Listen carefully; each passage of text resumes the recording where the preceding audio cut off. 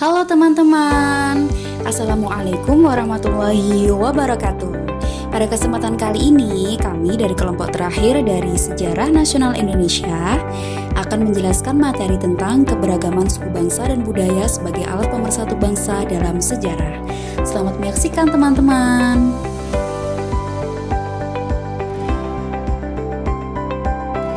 Keragaman suku bangsa dan budaya. Pertama, kita akan membahas mengenai suku bangsa. Menurut Kamus Besar Bahasa Indonesia atau KBBI, suku diartikan sebagai golongan bangsa sebagai bagian dari bangsa yang besar. Suku bangsa adalah kesatuan sosial yang dapat dibedakan dari kesatuan sosial lain berdasarkan kesadaran identitas perbedaan kebudayaan, khususnya pada bahasa. Biasanya, mereka melihatnya berdasarkan dari garis keturunan yang dianggap sama. Identitas suku pun ditandai oleh pengakuan dari orang lain akan ciri khas kelompok tersebut dan oleh kesamaan budaya, bahasa, agama, perilaku, atau ciri-ciri biologis. Konsep yang tercakup dalam istilah suku bangsa adalah suatu golongan manusia yang terikat oleh suatu kesadaran dan identitas akan kesatuan kebudayaan, sedangkan kesadaran dan identitas tadi seringkali dikuatkan juga oleh kesatuan bahasa. Suatu daerah kebudayaan atau culture area merupakan suatu penggabungan atau penggolongan dari beberapa suku-suku bangsa yang dalam masing-masing kebudayaan yang beraneka warna mempunyai beberapa unsur dari ciri mencolok serupa. Jadi dapat disimpulkan bahwa suku bangsa merupakan suatu golongan manusia yang anggota-anggotanya mengidentifikasi dirinya dengan sesama. Selanjutnya kita akan membahas mengenai budaya. Budaya sendiri diartikan sebagai hasil dari cipta rasa dan karsa manusia dalam memenuhi kebutuhannya. Karakteristik sosial budaya negara adalah masyarakatnya yang sangat beragam. Setiap budaya yang mempunyai identitas berbeda-beda tentunya mempunyai sebuah karakteristik sifat kebiasaan yang berbeda dalam latar belakang kebudayaan dan pemakaian bahasa saat berinteraksi sehari-hari. Identitas budaya merupakan suatu tradisi atau karakteristik yang sudah diwarisi secara turun-temurun terhadap budaya masing-masing yang sudah menjadikan kebiasaan oleh budaya tersebut. Pada dasarnya, setiap budaya tentunya mempunyai karakteristik dan kebiasaan masing-masing yang terbawa dalam kehidupan bersosialisasinya. Kebudayaan juga pada umumnya dipengaruhi oleh suatu simbol-simbol yang pada akhirnya menjelma dalam bahasa verbal, bahasa sehari-hari, bahasa yang digunakan dalam sehari-harinya. Bahasa sebagai alat komunikasi untuk mempermudah dalam berinteraksi, membantu mengungkapkan suatu hal yang ada di pikiran dan perasaan individu. Jadi, dapat disimpulkan bahwa identitas budaya tadi merupakan suatu tradisi atau karakteristik yang sudah diwarisi secara turun-temurun terhadap budaya masing-masing yang sudah dijadikan kebiasaan oleh budaya tersebut. Selanjutnya kita akan mempelajari mengenai bentuk-bentuk keberagaman di Indonesia. Nah, di Indonesia sendiri keberagaman dapat terjadi dari berbagai aspek, baik dari keberagaman antara individu maupun keberagaman dalam jangkauan luas. Nah, sebagai bangsa yang terdiri dari berbagai macam etnik, Indonesia menjadi negara yang dihuni oleh penduduk dengan latar belakang kebudayaan, penampilan fisik, tingkat peradaban, agama, dan gaya hidup yang beragam dan saling berdampingan. Nah, akan tetapi pada pertemuan kali ini kita akan membahas mengenai keberagaman agama di Indonesia, keberagaman rumah adat di Indonesia, dan keberagaman upacara adat di Indonesia. Yang pertama yaitu keberagaman agama di Indonesia. Keragaman agama di Indonesia yang pertama adalah agama Islam. Indonesia merupakan negara dengan mayoritas penduduk yang beragama Islam. Sekitar 207,2 juta jiwa di Indonesia beragama Islam. Dibandingkan dengan negara Arab Saudi yang hanya 28,5 juta jiwa yang menganut agama Islam, Indonesia memiliki persebaran penduduk beragama Islam sekitar 6 kali lipat lebih banyak dari Arab Saudi. Nah, yang kedua yaitu agama Kristen. Di Indonesia diperkirakan bahwasanya penganut agama Kristen ini ada sekitar 16,5 juta jiwa. Itu berarti sekitar 6,9% dari masyarakat di Indonesia itu menganut agama Kristen. Umat Kristen memiliki keyakinan bahwasanya Tuhan mereka adalah Yesus Kristus. Konsep ketuhanan dari umat Kristen yakni adalah Trinitas, di mana dalam satu Tuhan yang esa, menurut mereka itu ada 3 pribadi, yaitu ada Anak, Bapa, dan Roh Kudus. Menurut kepercayaan mereka, ketiga kepribadian tersebut itu bekerja sama. Nah, yang kedua yaitu agama Hindu. Sekitar 1,7% dari masyarakat Indonesia menganut agama Hindu. Itu artinya ada sekitar 4 juta jiwa dan masyarakat Indonesia yang beragama Hindu. Umat Hindu meyakini bahwasanya ada 3 sifat utama dari Tuhannya, yaitu ada Dewa Brahmana, Dewa yang Maha Menciptakan, kemudian ada Dewa Wisnu yang merupakan Tuhan pemelihara seisi dunia, dan Dewa Siwa yang yang merupakan Tuhan pelebur isi dunia. Nah, selanjutnya yaitu agama Konghucu. Sekitar 117.000 jiwa di Indonesia menganut kepercayaan Konghucu. Itu artinya 0,05% masyarakat Indonesia beragama Konghucu. Dalam ajaran Konghucu, sebutan Tuhan adalah Tian. Nah, mereka percaya bahwasanya kenyataan Tuhan itu tidak boleh diperkirakan atau ditetapkan. Mereka percaya bahwasanya saking maha besarnya Tuhan sehingga mereka bisa merasakan di kanan dan kiri umatnya. Kemudian yang kelima yaitu agama Buddha. Nah, agama Buddha meyakini bahwasanya puncak kebahagiaan yang tertinggi itu ada pada Nibbana. Di Indonesia sendiri ada sekitar 0,7% atau 1,7 juta jiwa dari masyarakat yang menganut agama Buddha. Tujuan hidup agama Buddha ini diantaranya adalah mendapat kebahagiaan di dunia, kebahagiaan karena terlahir di alam surga atau alam bahagia setelah meninggal dunia, dan kebahagiaan tertinggi di Nibbana. Selanjutnya yaitu agama Katolik. Yang terakhir yaitu agama Katolik. Nah, penganut agama Katolik di Indonesia ini diperkirakan mencapai 6,9 juta jiwa atau sekitar 2,9% dari masyarakat Indonesia. Nah, sama dengan agama Kristen, umat Katolik juga memiliki konsep ketuhanan Trinitas. Selanjutnya kita akan membahas mengenai keragaman rumah adat di Indonesia. Ada banyak sekali rumah adat yang ada di Indonesia. Dari 34 provinsi itu masing-masing mempunyai rumah adat mereka tersendiri. Bangunan dan desain rumah adat yang berbeda di setiap daerah ternyata memang dibangun sesuai dengan kondisi yang ada di sana. Yang pertama ada rumah Krongbade, yaitu rumah Krongbade adalah rumah adat dari daerah Aceh. Rumah ini berbentuk memanjang dari timur ke barat menyerupai persegi panjang. Di bagian depan rumah juga dilengkapi dengan anak tangga untuk dapat memasuki rumahnya. Uniknya, tangga yang digunakan untuk mengakses rumah tersebut biasanya berjumlah ganjil sekitar 7-9 anak tangga. Selanjutnya yaitu ada rumah bolon. Rumah bolon merupakan rumah adat dari Sumatera Utara. Berbeda dengan rumah adat pada umumnya, rumah bolon dibagi menjadi 2 bagian, yaitu yang pertama ada Jabu Persakitan yang difungsikan sebagai tempat untuk membicarakan masalah adat, dan kedua yaitu ada Jabu Bolon yang digunakan untuk tempat keluarga besar. Rumah ini juga memiliki keunikan. Jika biasanya di setiap rumah diberi sekat untuk membuat beberapa ruang, di rumah bolon justru tidak ada sekat sama sekali. Jadi semua anggota keluarga dapat tidur bersama di dalam satu ruangan besar. Yang ketiga yaitu ada rumah gadang.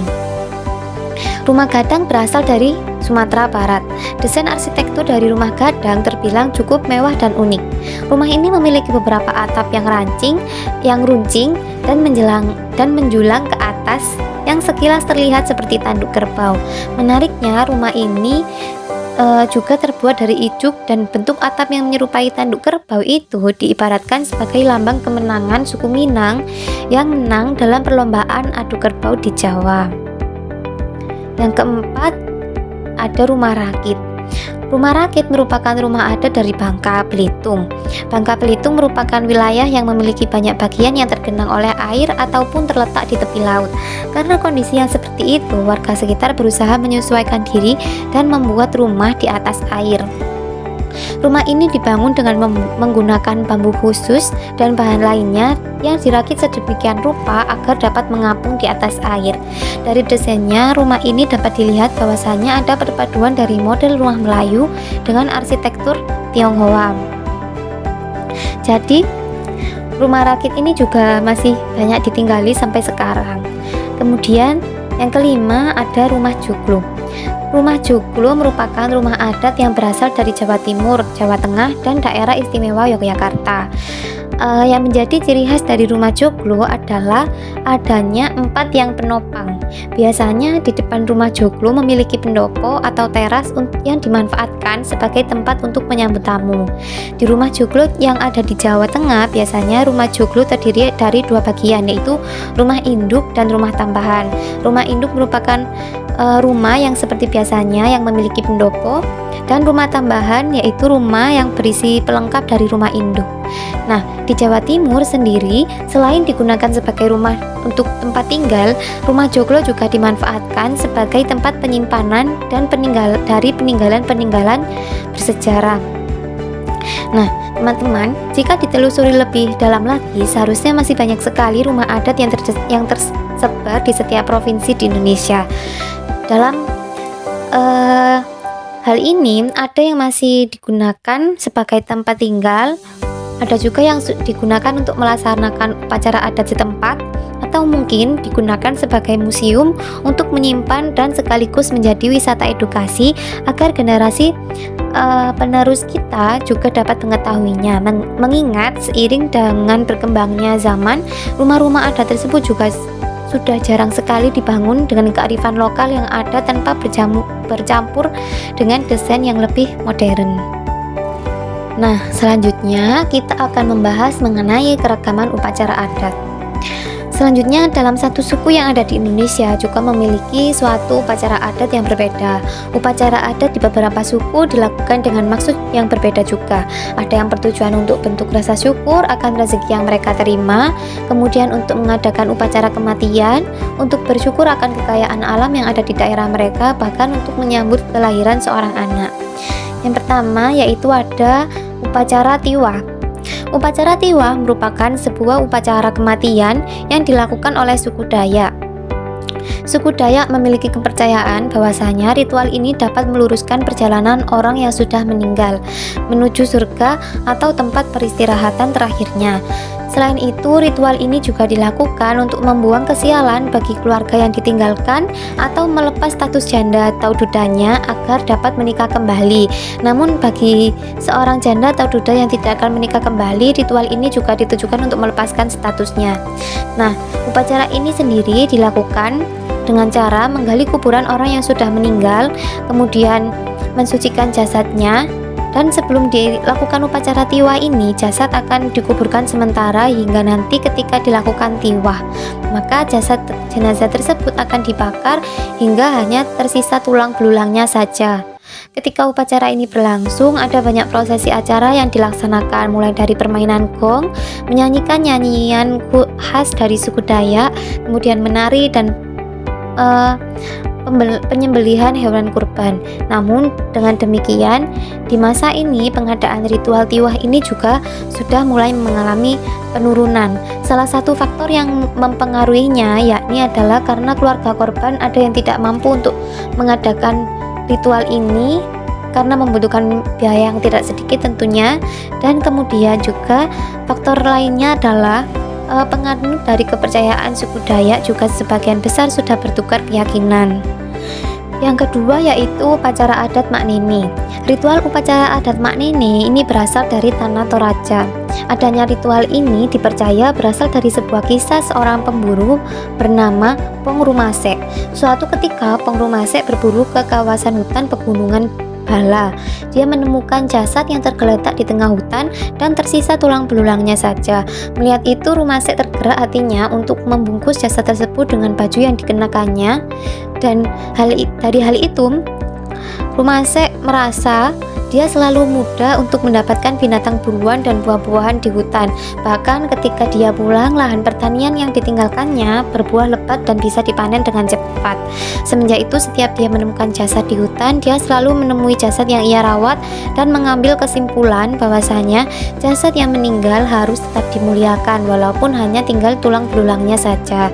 Sejak saat itu, ritual ini dilakukan secara turun-temurun setiap tahunnya pada bulan Agustus setelah panen besar untuk menghormati arwah leluhurnya. Ritual mak nene ini dilakukan dengan cara yaitu keluarga dari orang yang meninggal akan berkumpul di bawah kuburan tebing batu untuk menunggu peti jenazah diturunkan.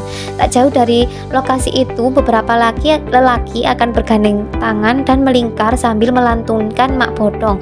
Mak bodong merupakan lagu yang mengisahkan ratapan dan kesedihan untuk memberi semangat kepada keluarga yang ditinggal dan untuk mengenang jasa mendiang. Kemudian dengan dilantungkannya mak bodong, peti mati diturunkan secara perlahan dan dijalankan dari rantai atau tempat persemayamannya ke patene. Setelah itu, mayat akan dibersihkan dan diganti pakaiannya lalu didudukkan di depan teras rumah. Keunikan dari tradisi ini adalah mayat tersebut tidak busuk dan akan tetap utuh walaupun bertahun-tahun tanpa dibalsem. Nah, yang ketiga yaitu ada tradisi kebu-kebuan. Tradisi kebu-kebuan ini berasal dari Banyuwangi dan dilaksanakan oleh masyarakat suku Osing.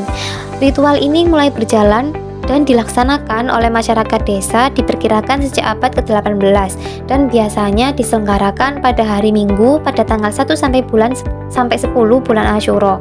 Nah, dipilih pada bulan Asyura karena bulan ini dianggap keramat oleh sebagian besar masyarakat di Jawa dan dilakukan pada hari Minggu karena pada hari Minggu umumnya mayoritas masyarakat libur dan dari kegiatannya baik bekerja maupun sekolah.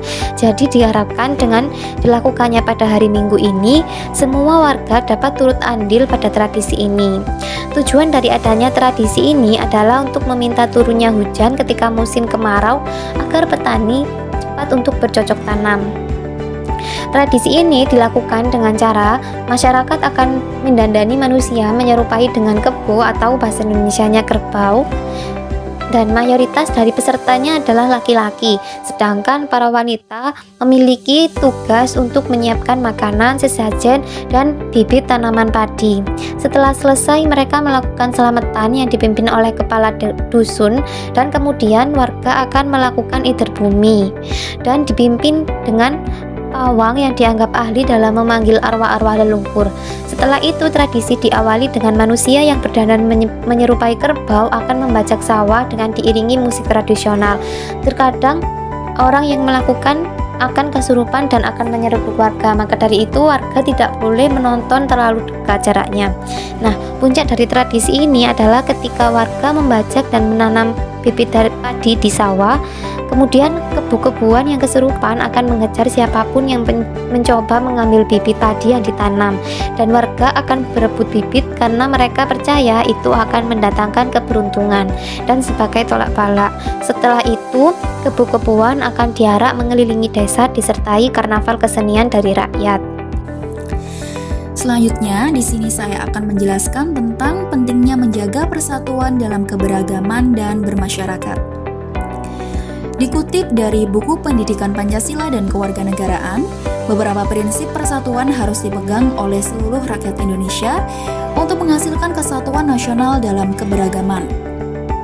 Prinsip tersebut ada 4. Yang pertama ada prinsip Bhinneka Tunggal Ika, kemudian yang kedua ada prinsip nasionalisme Indonesia, yang ketiga ada prinsip kebebasan yang bertanggung jawab, yang keempat ada prinsip wawasan Nusantara. Yang pertama yang akan kita bahas adalah prinsip Bhinneka Tunggal Ika. Prinsip Bhinneka Tunggal Ika ini bersifat menyadari, memahami, dan mengakui bahwa negara Indonesia terdiri atas bermacam-macam suku, bahasa, agama, dan adat kebiasaan pada setiap daerahnya.